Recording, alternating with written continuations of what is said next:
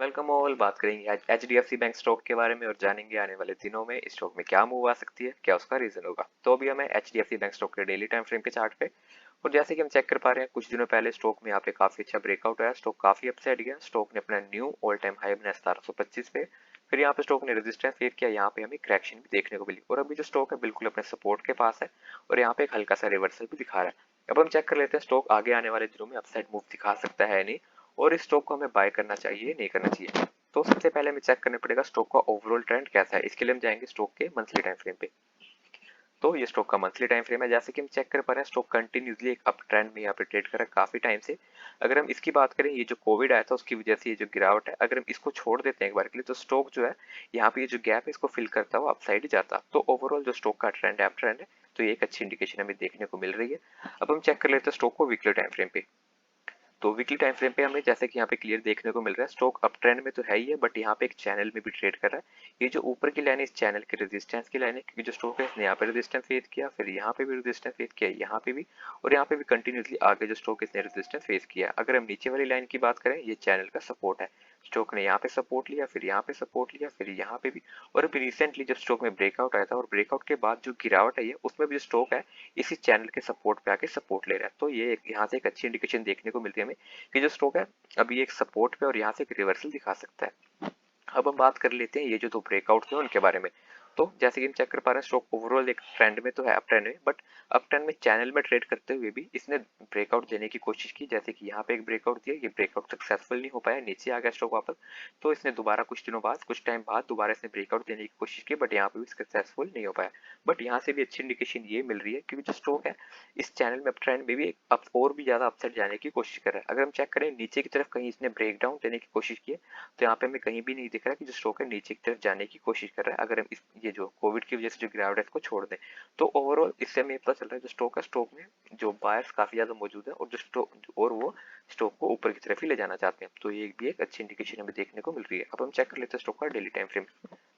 तो अगर हम स्टॉक के डेली टाइम फ्रेम पे आते हैं तो यहाँ से जैसे हम चेक कर पा रहे हैं स्टॉक में पहले भी ये जो ब्रेकआउट है पहले भी हमें देखने को मिला है। तो यहाँ से जो पहले ब्रेकआउट आया था और जो गिरावट आई है उसके बाद जो मूवमेंट है, अगर हम उसको थोड़ा चेक करें तो हम यहाँ की जो मूवमेंट आगे वाली उसको भी एक बार के लिए प्रिडिक्ट कर सकते हैं। तो स्टॉक अपसाइड गया, डाउन साइड आया, अगर यहाँ पे हम इसको चेक करें स्टॉक यहाँ से अपसाइड गया, फिर डाउन साइड आया, और जो चैनल का सपोर्ट की लाइन थी ये वाली, यहाँ पे इसने सपोर्ट लिया, सपोर्ट लेने के बाद वापस से ये अपसाइड की तरफ गया। सेम यहाँ पे जो स्टॉक है वापस से अपसाइड की तरफ गया, बट यहाँ पे डिफरेंस क्या है, जब यहाँ से इसने सपोर्ट लेके अपसाइड गया ऊपर की तरफ, तो ये बिल्कुल इस रेजिस्टेंस की जो लाइन है वहां तक चला गया था और इस वजह से इसमें ज्यादा बड़ी गिरावट देखने को मिली हमें। बट अगर यहाँ पे हम चेक करें स्टॉक ने सपोर्ट लिया वापस से अपसाइड गया, तो ये बिल्कुल ऊपर की जो रेजिस्टेंस की लाइन है वहां तक नहीं गया। ये सिर्फ जो इस चैनल के मिडिल तक की जो लाइन है, मिडिल की लाइन के पास तक आया, ये मिडिल तक आया, मिडिल के पास, उसके बाद यहाँ पे रेजिस्टेंस फिर के वापस से नीचे आया। तो इस वजह से यहाँ पे हमें थोड़ी कम गिरावट देखने को मिल रही है और यहाँ पे ज्यादा। और अगर यहाँ पे हम लास्ट ट्रेडिंग सेशन की कैंडल भी चेक करते हैं तो यहाँ पे इसने हैमर टाइप की कैंडल बनाई है वाली। इससे पता चलता है जो स्टॉक है एक टाइम के लिए इसका प्राइस 1510 तक था, बट यहाँ पे बाइंग का प्रेशर बना और जो स्टॉक है वापस से अपसाइड की तरफ गया। तो ये भी एक अच्छी इंडिकेशन देखने को मिल रही है। अब हम चेक कर लेते हैं कि गिरावट के बाद स्टॉक में क्या हुआ। गिरावट हुई, गिरावट के बाद स्टॉक थोड़ा सा कंसोलिडेट हुआ, वापस से हमें एक अपसाइड की जो मूव है देखने को मिली है। तो सेम हमें भी यहाँ पे अपसाइड की जो मूव है देखने को मिल सकती है। यहाँ पे कंसोलिडेशन के चांसेस थोड़े कम लग रहे हैं क्योंकि यहाँ पे जो लास्ट ट्रेडिंग सेशन में कैंडल बनी हैमर टाइप बनी है, तो यहाँ पे काफी चांसेस है कि जो स्टॉक है कंटिन्यूसली वापस से एक अपसाइड की जो मूव है दिखा सकता है और अपसाइड जा सकता है। अब हम आ जाते हैं एक और छोटे टाइम फ्रेम पे, हाउसली टाइम फ्रेम पे।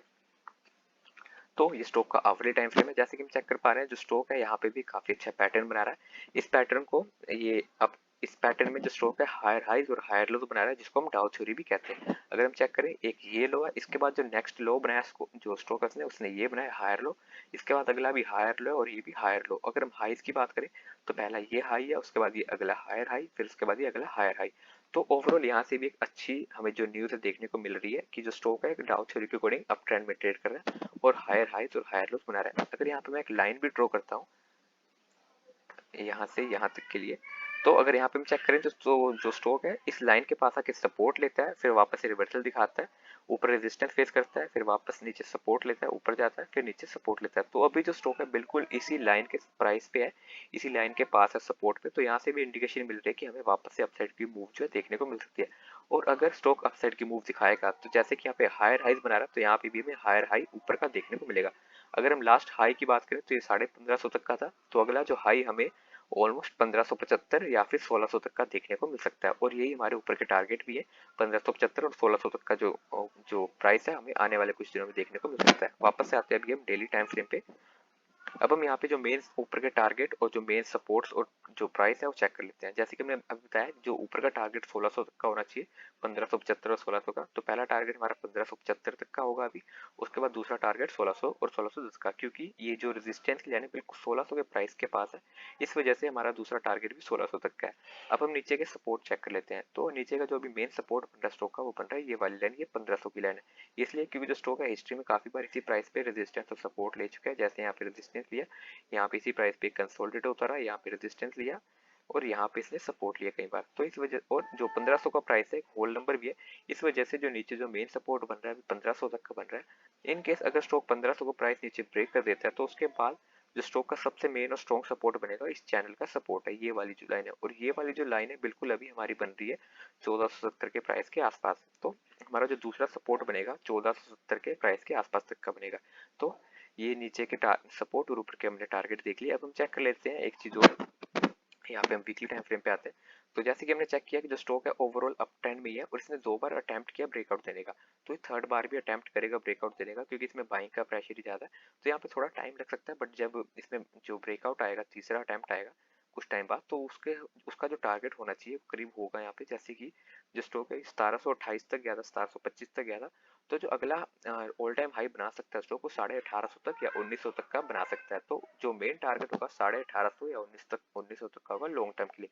तो ये हमारा एनालिसिस था एचडीएफसी बैंक के ऊपर। लास्ट में आपसे यही कहूंगा कि आपको सिर्फ स्टॉक के ऊपर एनालिसिस करें और जो आपको सही लगता है उसके अकॉर्डिंग बाइंग और सेलिंग करें। हमने सिर्फ हमारे व्यूज शेयर किया आपके साथ, फाइनल बाइंग और सेलिंग का डिसीजन आपका अपना होगा। Thank you.